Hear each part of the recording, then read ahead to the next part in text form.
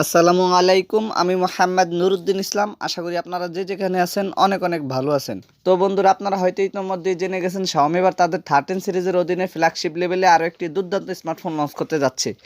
আর সেটি হচ্ছে Xiaomi 13 light স্মার্টফোনটি। প্রথমত যদি ফোনটির হাইলাইটেড বিষয় নিয়ে কথা বলি, তাহলে এই ফোনটিতে ব্যবহার করা হয়েছে চমৎকার সুন্দর ডিজাইন, কোয়ালকম স্ন্যাপড্রাগনের লেটেস্ট শক্তিশালী এবং গেমিং একটি চিপসেট, আরও থাকছে ওলেড প্যানেলের একটি ডিসপ্লে। তো আজকের ভিডিওতে আপনাদেরকে জানাবো এই ফোনটির ফুল স্পেসিফিকেশন এন্ড সেই সাথে জানাবো ফোনটির প্রাইস এবং এর লঞ্চিং ডেট নিয়ে। আর ভিডিওটি কন্টিনিউ করলে আপনারা আরো জানতে পারবেন বাজেট রেঞ্জে ফোনটিকে আমাদের জন্য ভ্যালু ফর মানি প্রোভাইড করছে নাকি এই বাজেটে মার্কেটে আরো কোনো সেরা স্মার্টফোন বর্তমানে আছে। এই সকল প্রশ্নগুলোর উত্তর থাকবে আজকের এই ভিডিওতে। সুতরাং আমি আশা করবো আপনারা ভিডিওটি স্কিপ না করে পুরো ভিডিওটি মনোযোগ সহকারে দেখবেন। তো চলুন কথা না বাড়িয়ে মূল ভিডিওতে যাওয়া যাক। ফার্স্ট অফ অল যদি ফোনটির ডিজাইন অ্যান্ড এর বিল্ড কোয়ালিটি নিয়ে কথা বলি, তাহলে এতে আর নতুন করে কিছু বলার নেই। বরাবরের মতো আপনারা সকলেই জানেন Xiaomi 13 সিরিজ স্মার্টফোনগুলোর ডিজাইন কিন্তু একদম গর্জিয়াস লুকিং হয়ে থাকে। এবারও কিন্তু তার ব্যতিক্রম নয়। বিশেষ করে Xiaomi 13 লাইট এই স্মার্টফোনটির ডিজাইন করা হয়েছে একদম অসাধারণ লেভেলের।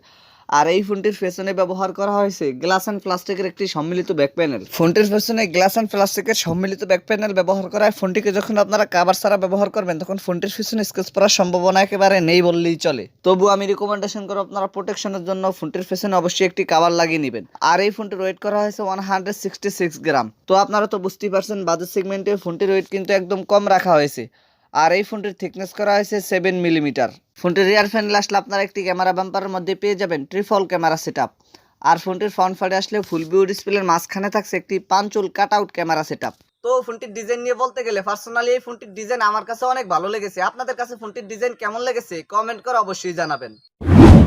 দেন সেকেন্ডলি যদি ফোনটির ডিসপ্লে নিয়ে কথা বলি, তাহলে এই ফোনটিতে ব্যবহার করা হয়েছে 6.55 ইঞ্চির একটি ওলেড প্যানেলের ডিসপ্লে, যাতে থাকছে ফুল এইচডি প্লাস রেজুলেশন। আর এই ডিসপ্লেটিতে ব্যবহার করা হয়েছে 120 হার্জ হায়ার রিফ্রেশ রেট। ফোনটির ডিসপ্লেতে 120 হার্জ হায়ার রিফ্রেশ রেট ব্যবহার করায় গেমিংয়ের সময় ফোনটির ডিসপ্লে থেকে আপনার একটি স্মুথ পারফরমেন্স পেয়ে যাবেন। আর একই সাথে এই ডিসপ্লেটিতে ব্যবহার করেছে 950 নিটসের পিক ব্রাইটনেস। ফোনটির ডিসপ্লেতে 950 নিটসের পিক ব্রাইটনেস ব্যবহার করায় ফোনটিকে আপনারা লো লাইটে ইজিলি ব্যবহার করতে পারবেন। কিন্তু সানলাইটে ব্যবহার করার সময় ফোনটির ডিসপ্লে থেকে কিছুটা আলোর ঘাটতি ফেস করতে হবে। তবে এইরকম বাজার সেগমেন্টের একটি ফোনে অন্ততপক্ষে 1000 থেকে 1200 নিটসের মতো পিক ব্রাইটনেস ব্যবহার করা অতীব জরুরি ছিল। আর এই ডিসপ্লেটিতে থাকছে HDR10+ এবং পিপিআই হিসেবে এই ডিসপ্লেটিতে ব্যবহার করেছে 402। ফোনটির ডিসপ্লে নিয়ে আমার আর কোনো কথা বলার নেই। আপনাদের যদি ফোনটির ডিসপ্লে নিয়ে কোনো কথা বলার অথবা জানার থাকে, তাহলে কমেন্ট বক্সে লিখতে পারেন। থার্ডলি যদি ফোনটির পারফরমেন্স নিয়ে কথা বলি, তাহলে এই ফোনটিতে রান করবে MIUI 13 বেসড অন অ্যান্ড্রয়েড 12। আর চিপসেট হিসেবে ফোনটিতে ব্যবহার করা হয়েছে কোয়ালকম স্ন্যাপড্রাগন 7 Gen 1, যেটি 4 ন্যানোমিটার আর্কিটেকচারে বিল্ড করে একটি অক্টাকোর প্রসেসর। বরাবরের মতো আপনারা সকলেই জানেন এই চিপসেটটি কিন্তু যথেষ্ট পাওয়ারফুল এবং একটি গেমিং চিপসেট, যার ফলে ফোনটি থেকে আপনারা একটি স্মুথ লেভেলের পারফরমেন্স পেয়ে যাবেন। আর জিপিইউ হিসেবে এই ফোনটিতে ব্যবহার করা হয়েছে Adreno 644। এই ফোনটিকে আপনারা 8 128, 8 256 অ্যান্ড 12 256 এই তিনটি ভেরিয়েন্টই পেয়ে যাবেন। আর স্টোরেজ টাইপ হিসেবে ফোনটিতে ব্যবহার করা হয়েছে UFS 2.2। তবে ফোনটিতে কেবল আপনারা দুইটি সিম কার্ড ব্যবহার করতে পারবেন, কিন্তু আলাদা কোনো ম্যাক্রো এসডি কার্ড স্লট ব্যবহার করতে পারবেন না। আমার মনে হয় ফোনটিতে এত ভালো মানের স্টোরেজ ক্যাটাগরি ব্যবহার করার ফলে ফোনটিতে আলাদা কোনো ম্যাক্রো এসডি কার্ড স্লটের অপশন একদমই প্রয়োজন হয় না। তবে এইরকম বাজেট সেগমেন্টের একটি ফোনে অন্ততপক্ষে UFS 3.1 স্টোরেজ ক্যাটাগরি ব্যবহার করা অতীব জরুরি ছিল। এবারে যদি ফোনটির ক্যামেরা সেকশন নিয়ে কথা বলি, তাহলে এই ফোনটির রিয়ার প্যানেলে ব্যবহার করা হয়েছে 3টি ক্যামেরা সেটআপ, যার মেইন সেন্সরটি 64 মেগাপিক্সেলের। সেকেন্ডারিতে থাকছে 8 মেগাপিক্সেলের একটি আলট্রা ওয়াইড এবং থার্ডে থাকছে 2 মেগাপিক্সেলের একটি ম্যাক্রো ক্যামেরা। ফোনটির রিয়ার ক্যামেরা দিয়ে আপনারা সর্বোচ্চ ভিডিও শ্যুট করতে পারবেন 4K রেজুলেশনে। আর সেলফি ক্যামেরা হিসেবে ফোনটিতে ব্যবহার করা হয়েছে 32 মেগাপিক্সেলের একটি ওয়াইড ক্যামেরা।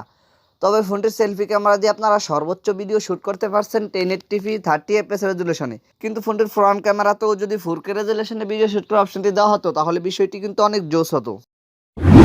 ফোনটির ব্যাটারি অ্যান্ড এর চার্জার নিয়ে কথা বলতে গেলে এই ফোনটিতে ব্যবহার করা হয়েছে 4500 মিলিঅ্যাম্পিয়ার একটি সুবিশাল ব্যাটারির সাথে 55 ওয়াটের একটি ফাস্ট চার্জার, যেটি দিয়ে এই ফোনটিকে আপনারা 0 থেকে 100% পর্যন্ত চার্জ করতে মাত্র 45 মিনিটের মতো সময় লাগতে পারে।